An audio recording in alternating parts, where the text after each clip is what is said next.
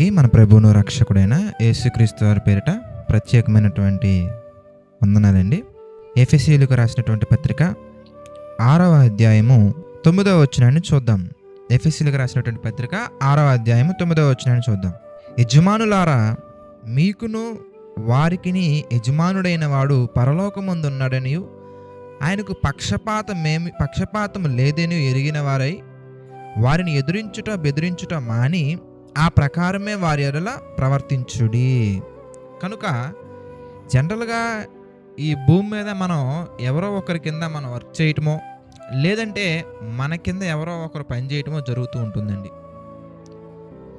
దేవుడు మనల్ని ఉంచినటువంటి స్థితిని బట్టి మన కింద ఒకరు పని చేయటం అవ్వచ్చు, లేదా మనమే ఒకరి కింద పని చేయడం అవ్వచ్చు, జనరల్గానే జరుగుతూ ఉంటుంది.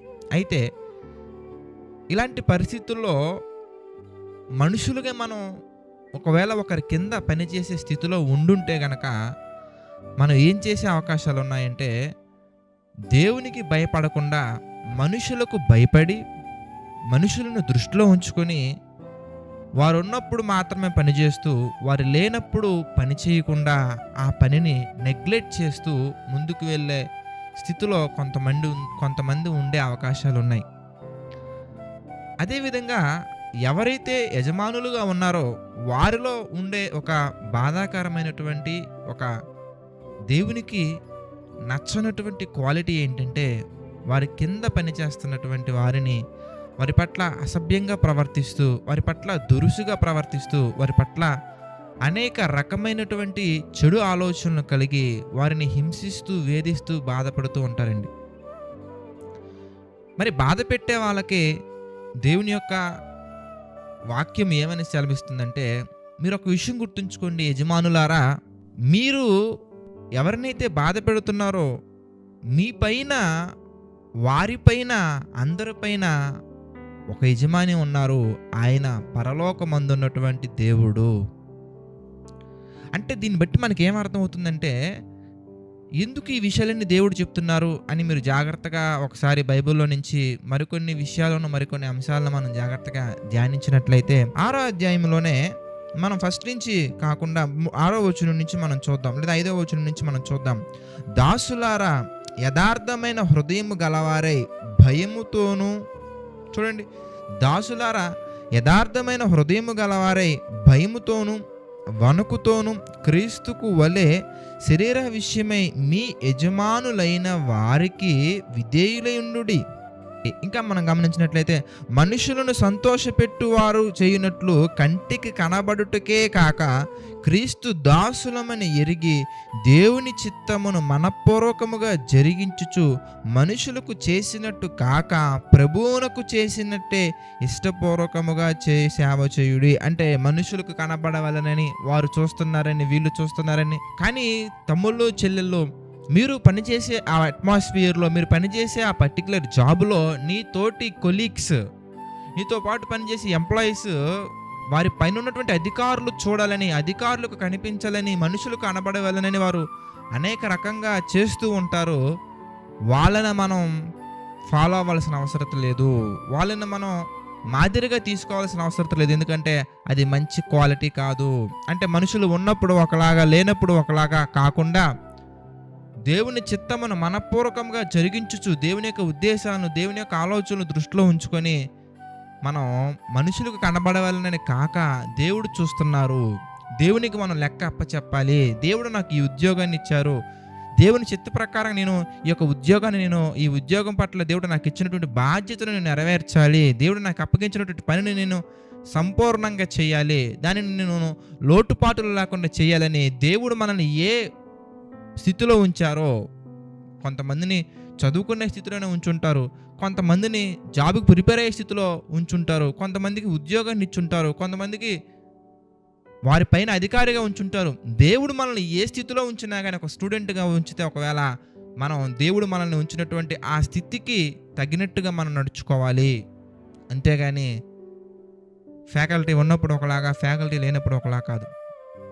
అలాగే మనల్ని ఒకవేళ దేవుడు ఫ్యాకల్టీగానే ఉంచితే మరి అడ్మినిస్ట్రేషన్ ఉన్నప్పుడు ఒకలాగా, లేనప్పుడు ఒకలాగా కాదు. చిల్డ్రన్ ఉన్నప్పుడు ఒకలాగా, లేనప్పుడు ఒకలాగా కాదు. ఎప్పుడైనా కానీ దేవుడు మనకు అప్పగించినటువంటి బాధ్యత ఏంటి, దాని యొక్క విధులేంటి అని వాక్యానుసారంగా మనం ఆలోచించి, వాక్యానుసారంగా మనం ధ్యానించి, మరి దేవుని యొక్క చిత్తాన్ని జరిగించే విధంగా మనకు అప్పగించబడిన ప్రతి విధిని కూడా మనం ఏం చేయాలయ్యా అంటే న్యాయం చేయగలిగేలా మనం ఉండాలి. బ్రదర్ అలా వెళ్తుంటే ఎక్కడ బ్రదర్, న్యాయంగా మనం వెళ్తుంటే, యథార్థంగా మనం వెళ్తుంటే ఎవరూ మనల్ని గుర్తించట్లేదండి. నాకు కలిసి రావట్లేదు బ్రదర్. న్యాయంగా వెళ్తుంటే నాకు అన్యాయం ఎదురవుతుంది బ్రదర్. మంచి కోసం నేను వెళ్తుంటే నాకు చెడు ఎదురవుతుంది బ్రదర్. బ్రదర్ మీకు తెలుసా ఏం జరిగిందో?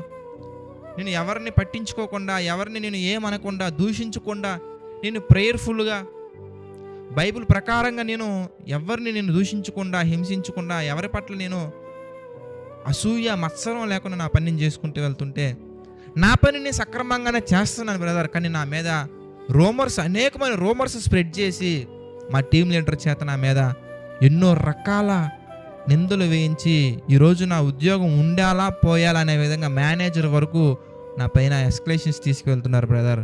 మరి అలాంటప్పుడు నేను వాళ్ళ మీద పగ తీర్చుకోవద్దా బ్రదర్? అలాంటప్పుడు నేను రివెంజ్ తీర్చుకోవద్దా బ్రదర్? మంచికి రోజులు ఎక్కడ ఉన్నాయి బ్రదర్ చెప్పండి బ్రదర్ అంటున్నారండి చాలామంది. ఇంకొంతమంది బ్రదర్ నేను వాళ్ళతో కలిసి ఆ ముచ్చట్లో నేను పార్టిసిపేట్ చేయకపోవటం వల్ల, వాళ్ళతో కలిసి నేను అనేక అనవసరమైనటువంటి వాటిలో పార్టిసిపేట్ చేయకపోవటం వల్ల వాళ్ళని ఒక రకంగా చూస్తున్నారు బ్రదర్, నన్ను అదోలా చూస్తున్నారు బ్రదర్. వాళ్ళు నెక్స్ట్ ప్రాజెక్టులో నన్ను ఉంచుకోరేమని నాకు భయంగా ఉంది బ్రదర్. ఇక అందుకని మనసులో లేకపోయినా కానీ బయట మాత్రం నేను వాళ్ళతో కలిసి ఉన్నట్టుగా నటిస్తున్నాను బ్రదర్. కానీ నా హృదయం అయితే గద్దిస్తుంది బ్రదర్. కరెక్టే కదా సిస్టర్, కరెక్టే కదా బ్రదర్. అపహాసకులు చోటన కూర్చోండు కానీ దేవుడు మనకి వాక్యం ద్వారా సెలవిస్తున్నప్పుడు అపహాసకులు కూర్చునే దగ్గర మనకి పనేంటి? పోనీ అక్కడ వాళ్ళు ఏమైనా ప్రాజెక్ట్ డిస్కస్ చేస్తారా అంటే ప్రాజెక్ట్ డిస్కస్ చేయరండి, పర్సన్స్ గురించి డిస్కస్ చేస్తారు.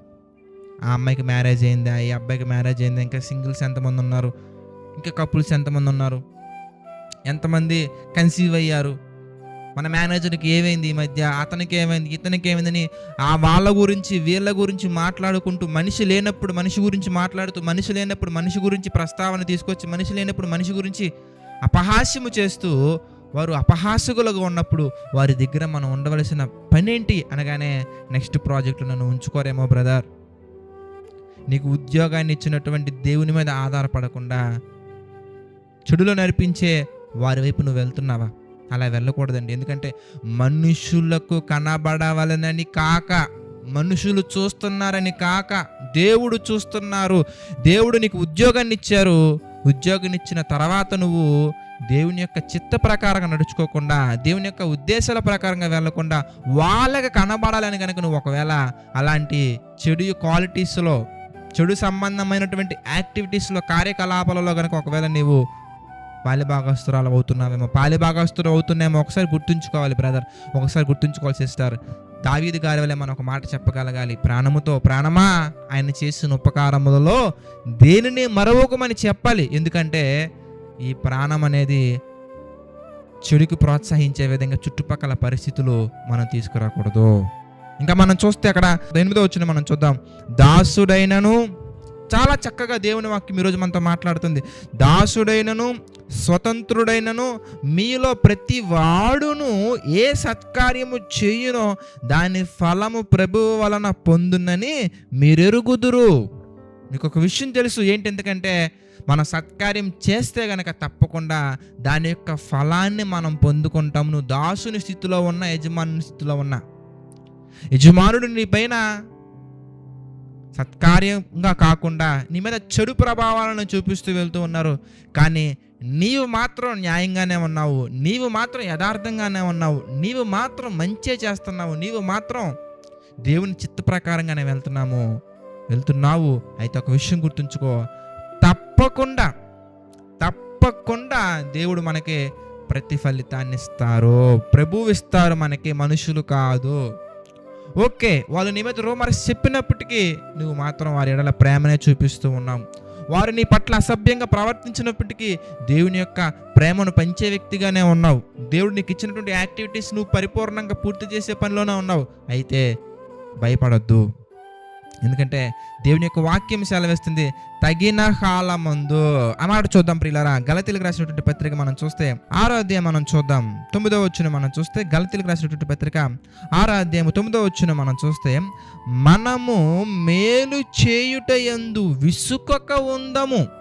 సరే, ఎవరు ఎన్నైనా చేయనివ్వండి, ఎవరు ఎన్నైనా మన మీద తీసుకుని రానివ్వండి అంటారు, నా నిమిత్తము జనులు మిమ్మును హింసించుదురు, దూషించుదురు, అవమానపరచుదురు, అప్పుడు మీరు సంతోషించి ఆనందించరని చెప్తున్నారు తప్ప ఎలాగో ప్రతిఫలం రావట్లేదు కదా అని మనం ఏది పడితే అది చేయకూడదు.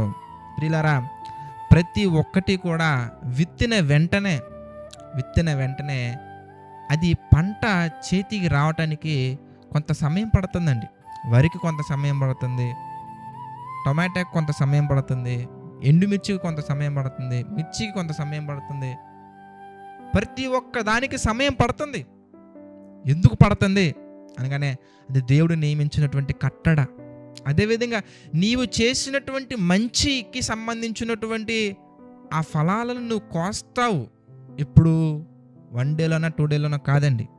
ప్రసంగి గ్రంథం 3వ అధ్యాయం 1వ వచనంలో దేవుడు చక్కగా మనతో మాట్లాడతారు, ప్రతి దానికి సమయము కలదు. దాన్ని మనం గుర్తించగలగాలి. ప్రతి దానికి సమయం ఉంది. ప్రతి దానికి నువ్వు మంచి చేసావా, సమయం ఉంది. చెడు చేసావా, సమయం ఉంది. Don't worry. మనుషుని దృష్టిలో ఉంచుకొని దేవుని దృష్టిలో ఉంచుకోకుండా నీ కొలీగ్స్ ఏదో అన్నారని చెప్పేసి కల్మషంతో కూడినటువంటి పనుల్లోకి వెళ్ళిపోతున్నావా? జాగ్రత్త బ్రదర్, జాగ్రత్త సిస్టర్, సమయం ఉంది.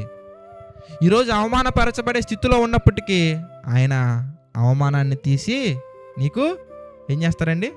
అవమానాన్ని తీసి అభినందనలు కలిగేలా చేస్తారాయన, ఆశీర్వదిస్తారాయన, నిందలన్నీ తీసేస్తారాయన, మనకి గొప్ప చేస్తారాయన, మన నిందలన్నీ తీసేసి. అందుకే మీరు చూస్తే 9వ వచనం మనం చూద్దాం. గలతీ పత్రిక 6వ అధ్యాయం 9వ వచనం మనం చూస్తే, మనము మేలు చేయుట యందు విసుకక ఉందము, మనము అలయక మేలు చేసితమేని, ఏమండి, అలయక మేలు చేసితమేని తగిన కాలమందు పంట కోతుము.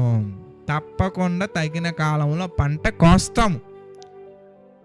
అది ఇమ్మీడియట్గా జరుగుద్దని మీరు ఎలా అనుకుంటున్నారండి? ఇమ్మీడియట్గా జరగదు, జరగకపోవచ్చు, జరగవచ్చు. ఎందుకంటే దేవుని యొక్క నిర్ణయాన్ని బట్టి సమస్తము సమకూడి జరుగుతూ ఉంటాయి. కొన్ని సందర్భాల్లో మనం గమనించినట్లయితేనండి, చివరి వరకు అది మనకి సక్సెస్ అవ్వదన్నట్టుగా కనపడుతూ ఉంటాయండి. ఈవెన్ నా జీవితంలో కూడా నేను చాలా అలాంటివి ఎదుర్కొని ఉన్నాను.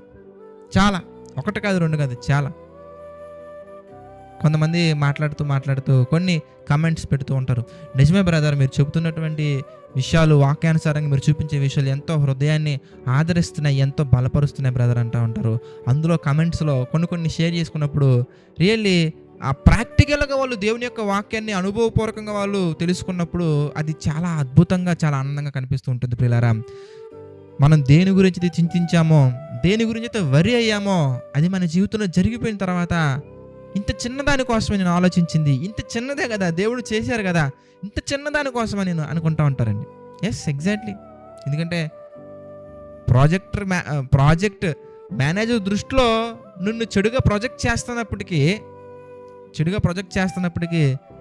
దేవుడు తగిన కాలం ముందు ఆశీర్వదిస్తారు. మొర్దెకై విషయంలో మనం చూడలేదా? మొర్దెకై విషయంలో మనం చూస్తే ప్రియులారా, మొర్దెకైని చెడుగా ప్రొజెక్ట్ చేయడం కోసం ఎంత ప్రయత్నించాడు. చివరికి తాను తీసుకున్నటువంటి గోతులో తానే పడేలా దేవుడు చేయలేదా? యూదా ప్రజలందరి మీదకి చెడు రాబోతున్నప్పుడు దేవుడు తగిన కాలంలో వారిని ఆదుకోలేదా? మన జీవితాల్లో కూడా మనం ఆధారపడేది దేవుని మీద ఆధారపడగలిగితే, మన ఉద్దేశాలు, మన యొక్క ఆలోచనలు ప్రతి ఒక్కరు కూడా దేవుని చిత్త ప్రకారం నడిపించుకోగలిగితే, చివరి క్షణం వరకు కూడా మనకి కీడే జరుగుతుందని జనులు అందరూ అనుకుంటారండి. కానీ చివరి క్షణంలో మన దేవుని పేరు ఏంటండి? ఆశ్చర్యకరుడు ఏం చేస్తారయ్యా అంటే, చివరి క్షణంలో మనం ఏదైతే కీడు జరిగిపోతుందేమో, ప్రభువా నిన్ను నమ్ముకున్నానయ్యా, నీ మీద ఆధారపడి ఉన్నానయ్యా, ఏం చేయాలి అనుకున్నప్పుడు చివరి క్షణంలో ఏం చేస్తారయ్యా అంటే ప్రతి దాన్ని కూడా అద్భుత రీతిలో మార్చి ఆశ్చర్యకరుడు మన జీవితంలో ఎన్నో ఆశ్చర్యాలు చేస్తారండి. మనం ఇశ్రాయేలీయుల దగ్గర కూడా మనం చూడొచ్చు పిల్లలు, వెనకాల ఐగుప్తులు పరిగెత్తుకుంటూ వస్తూ ఉంటారండి, తరుముతూ వస్తూ ఉంటారండి. ఎదుట ఎర్ర సముద్రం వస్తుందండి. అందరూ భయపడుతున్నారండి, దైవజనుడు తప్ప. అందరూ భయపడుతున్నారండి, దేవుని పిల్లలు తప్ప. అందరూ భయపడతారండి, దేవుని సంబంధులు తప్ప. దేనికంటే ఎదురుగా వచ్చింది సముద్రం అంత సమస్య అయినా కానీ సెకండ్లో క్లియర్ చేయగలిగినటువంటి సేవియర్ మన వెనకాల ఉన్నారు. కనుక ఎంత పెద్ద సమస్య అయినా కానీ ఆయనకి తీయటానికి సెకండ్స్లో పని ప్రియులారా. కనుక మనం మేలు చేస్తూ వెళ్దామండి. మనల్ని ఎంతమంది చెడు వైపు ప్రోత్సహిస్తున్నా కానీ మన పట్ల ఉంటారు చాలామంది, అనేక మంది మన మీద నెగిటివ్స్ చెప్తూ, మన మీద రూమర్స్ స్ప్రెడ్ చేస్తూ, మన గురించి చెడుగా ప్రచారం చేస్తూ, మనం ఉన్నటువంటి ఏరియాలో, మన ఉన్నటువంటి డొమైన్లో మనం ముందుకు వెళ్ళనివ్వకుండా, అది జాబ్ అవ్వచ్చు, సేవ అవ్వచ్చు, లేదంటే వేరే ఏ పొజిషన్లో మనం ఉన్నా కానీ మన మీద చెడు ప్రభావం వచ్చే విధంగా అనేక మంది పూరుకొల్పుకుంటారు, అనేక మంది ఇనిషియేషన్ తీసుకుంటారు. బట్ మీరు మాత్రం దేనికి భయపడకండి, దేని గురించి వరి అవ్వకండి. ఎందుకంటే దేవుడు మన పక్షాన ఉన్నారు. తగిన కాలములో ఆయన మనకి మేలు చేస్తారు. కనుక ప్రతి ఒక్కరు కూడా దేవుని మీద ఆధారపడి ఏ సందర్భంలో కూడా, ఏ సమయంలో కూడా చెడుకు అవకాశాన్ని ఇవ్వకుండా ఆయన చిత్త ప్రకారంగా ముందుకెళ్తారని మనస్ఫూర్తిగా ఆశిస్తున్నాను. ప్రార్థన చేసుకుందామండి. ప్రార్థన. ప్రేమ కలిగినటువంటి, దయగలిగినటువంటి మా ప్రియమైన పరలోకపు తండ్రి, పరిశుద్ధుడ, మహోన్నతుడ, అనేకమైన విషయాలను ప్రభు మాకు తెలియచేస్తూ మీ చిత్త ప్రకారం నడిపిస్తూ ముందుకు తీసుకెళ్తున్నారు తండ్రి. అందును బట్టి మీకే మహిమ, ఘనత, ప్రభావాలు చెల్లించుకుంటున్నాను తండ్రి. మమ్మల్ని అందరినీ మీరు దీవించండి, ఆశీర్వదించండి ప్రభా. అనేకమైన విషయాలను మాకు తెలియచేస్తూ మీ కృపలో తండ్రి స్థిరముగా ఉంచుతూ తండ్రి మమ్మల్ని అందరినీ బలపరుస్తూ ముందుకు తీసుకెళ్తున్నందుకు కృతజ్ఞతాస్తుతులు చెల్లించుకున్నాము తండ్రి. ప్రభా, మరొకసారి ప్రార్థిస్తున్నాము తండ్రి. ఆర్థిక, ఆరోగ్య, మానసిక సమస్యలు తండ్రి కృంగిన ప్రతి ఒక్కరిని మీ చిత్త ప్రకారంగా జ్ఞాపకం చేసుకుని తండ్రి. ప్రతి ఒక్కరు కూడా ప్రభు మీ యొక్క చిత్తాన్ని, మీ యొక్క ఆలోచనను తండ్రి గ్రహించి మీ నామానికి మహిమకరంగా ముందుకు సాగినట్లుగా సహాయించండి ప్రభా. మీ కృపలో దీవించండి, ఆశీర్వదించండి తండ్రి. ప్రభా, కృంగిన వారి హృదయాన్ని మీరు లేవనెత్తండి. మీ కృపలో మా తండ్రి బలంగా వాడుకోండి. మీ యొక్క నామానికి మహిమకరంగా తండ్రి ప్రతి ఒక్కరు నిలబెట్టండి, సహాయించండి తండ్రి. ప్రభా, అలాగే తండ్రి ఎగ్జామ్స్ నిమిత్తం ప్రిపేర్ అవుతున్న వారిని జ్ఞాపకం చేసుకుని తండ్రి, ఎగ్జామ్స్లో ప్రభు మంచి మార్క్స్ మా తండ్రి సంపాదించుకొని అన్ని సబ్జెక్ట్స్లో ప్రభు మీ చిత్త ప్రకారంగా క్లియర్ చేసుకుని తండ్రి మీకు మహిమకరంగా మంచి మేలైన వార్తలు మేము ఉన్నట్లు మాకు సహాయించండి తండ్రి. అదేవిధంగా ప్రభు తండ్రి మరి నమ్మకంగా యథార్థంగా పరిచర్య చేస్తున్నటువంటి వారిని మీరు జ్ఞాపకం చేసుకోండి, దీవించండి, ఆశీర్వదించండి తండ్రి. ఈ యొక్క పరిచర్యకు తండ్రి ఆర్థికంగా సహకారంగా నిలబడుతున్న ప్రతి వారిని మీరు జ్ఞాపకం చేసుకుని తండ్రి, ప్రార్థన పరంగా మా తండ్రి నిలబడుతున్న ప్రతి వారిని జ్ఞాపకం చేసుకొని, సంపూర్ణమైన సేవకు వచ్చిన ప్రతి వారిని జ్ఞాపకం చేసుకుని తండ్రి, వారి కుటుంబాలను వారిని మా తండ్రి దీవించండి, ఆశీర్వదించండి, బలపరచండి. ప్రభావ మీ చిత్తమైతే మేము మరొకసారి కలుసుకొని అనేకమైన విషయాలు ధ్యానించి ధన్యతను అందించండి తండ్రి. దేవ, సమస్త మహిమ, ఘనత, ప్రభావాలు మీకే చెల్లించుకుంటూ ప్రతి ఒక్కటి మీ చిత్త ప్రకారంగా జరిగించమని వేడుకుంటూ మా ప్రభువును రక్షకుడైన యేసుక్రీస్తు వారి పేరిట ఈ యొక్క ప్రార్థనను అడిగి వేడుకొనుచున్నాము తండ్రి. ఆమెన్. అందరికీ వందనాలండి. God bless you all.